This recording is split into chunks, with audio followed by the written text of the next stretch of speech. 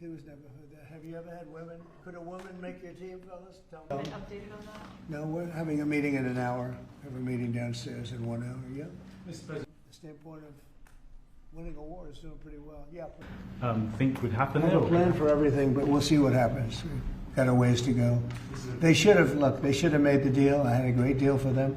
They should have made that deal. 60 days we talked about it, and in the end they decided not to do it, and now they wish they did it.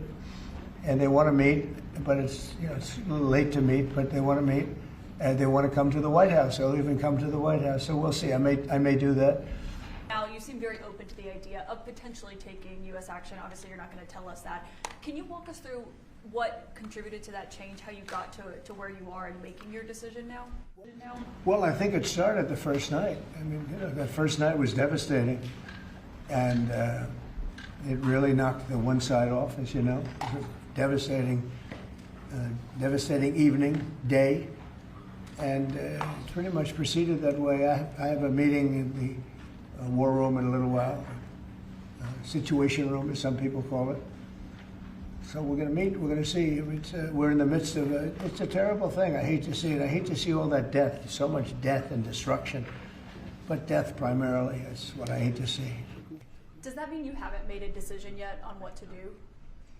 I have ideas as to what to do, but I haven't made a final. I like to make the final decision 1 second before it's due, because things change. I mean, especially with war, things change with war. It can go from one extreme to the other. War to Josh, he's a very good friend of mine. But with that being said, I would say right now, Israel, from the standpoint of winning a war, is doing pretty well. Yeah, please. Turning Point USA, sir. Well, they're very good. Turning Point. Charlie. Mr. President, in your meeting today with the Chief of Staff for the Pakistani Army, did you talk about Iran? Did that come up? Is there anything you can share from that meeting? Yeah, well, they know Iran very well, better than most. And they're not happy about anything. It's not that they're bad with Israel. They know them both, actually, but they're probably, maybe they know Iran better. But they see what's going on, and he agreed with me better. But they see what's going on. Yeah, well, I don't want to get involved either, but I've been saying for 20 years, maybe longer, that Iran cannot have a nuclear weapon. I've been saying it for a long time. And I think they were a few weeks away from having one. And they had to sign a document. I think they wish they signed it now. It was a fair deal. And now it's a harder thing to sign, It's a lot of water over the dam. But, it's very, I say it very simply. Iran can't have a nuclear weapon. Too much devastation. And they'd use it. I believe they'd use it. Others won't use it, but I believe they'd use it. So that's it. It's very simple as far as I'm concerned. They can't have a nuclear weapon. So happy. There was a deal that two smart people. For the Iran, the possibility of an Iran deal, is the destruction or the dismantling of the Fordow nuclear enrichment center, is that a prerequisite for a deal? Is that a red line for you? No, it's just something that people talk about having. We're the only ones that have the capability to do it, but that doesn't mean I'm going to do it at all. Yeah, we have the best military equipment in the world. You see that with this fight. We have planes that are undetectable, flying around like, nobody's able to see them stealth. You guys want to be stealthy tonight. You can be stealth, you'll never lose, right? But these are incredible planes and weapons. We have the best weapons in the world, by far. Nobody close. And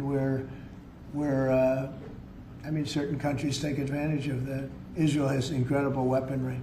So we'll see what happens. I've been asked about it by everybody, but I haven't made a decision. Mr. President, I'm going to have to think about that one. You talked earlier today about having daily conversations with Prime Minister Netanyahu. Yeah. How have those conversations weighed on you in terms of getting more involved? He's been lobbying for the U.S. to get more involved. Has that had an impact in kind of your evolution, sir? Look, we talk, and I'd like to see everything done. I would have preferred having just an agreement, a strong agreement, verifiable agreement. But it was such a shame. They were so close.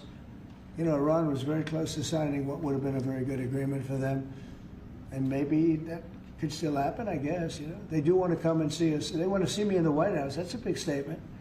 But it's very late. Is it enough of a statement to hold off getting involved? We're going to see what happens. Look, we're going to see what happens. Ending it as soon as you can would be good. Have you closed the door on meeting with them? No. Okay, so it's still open to them coming here in your Yeah, eyes. I mean, they asked if they could come. We'll see if that happens. It's not that easy for them to come. They can't get out. You know, they're in Iran, and in one case, the guy wanted to come so badly, but he can't get out because there's bombs dropping all over the place. Thank you very much, everybody. Thank you, Fred. Thank you. Thank you.